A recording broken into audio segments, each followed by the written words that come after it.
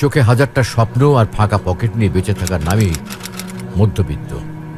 একটা মধ্যবিত্ত ঘরের ছেলেই চায় তার বাবা মাকে সবসময় সর্বোচ্চ সুখে রাখতে। সে অনেক কিছু করে, কিন্তু পকেটে টাকা না থাকার কারণে বাবা মার স্বপ্ন পূরণ করে উঠতে পারে না। সামর্থ্য না থাকায় হেরে যায় তারা। একজন মধ্যবিত্ত ঘরের বাবাও সবসময় তার ছেলের সব আবদার, বায়না, শখ পূরণ করতে চায়, কিন্তু কিভাবে সম্ভব? তার সাথে কে জড়িত মধ্যবিত্ত নামে শব্দটি?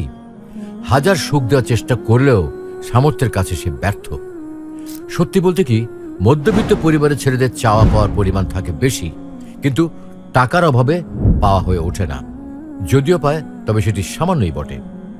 পকেটে টাকা না থাকায় নিজের পছন্দের জিনিসটি যখন মধ্যবিত্ত ছেলেটি কিনতে পারে না, তখন হাজারো অভিমান আর কষ্ট নিয়ে সে বলে থাকে ওটা তার প্রয়োজন নেই। তবে মনে মনে কিন্তু ঠিকই সেই জিনিসটা পেলে অনেক সে খুশি হতো। তাদের ভাগ্যের খাতাটা যেন শূন্য থাকে, কিন্তু তবুও চোখে থাকে হাজারটা স্বপ্ন, আর এই স্বপ্ন নিয়ে বেঁচে থাকার নামই হচ্ছে মধ্যবিত্ত। স্বপ্ন ভাঙার পরেও নিজেকে ইনশাল্লাহ একদিন হবে বলে সান্ত্বনা দেওয়ার নামই মধ্যবিত্ত পরিবারের ছেলে। হাজার স্বপ্ন ভাঙলেও সে ভেঙে পড়ে না, কারণ সে তো যোদ্ধা, বরং নিজেকে সান্ত্বনা দিয়ে বেঁচে থাকে সে।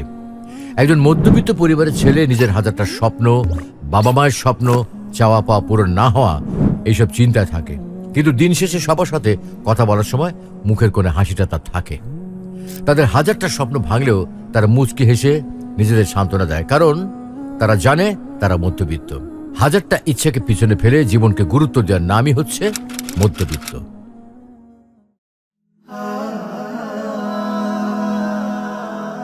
Haven't you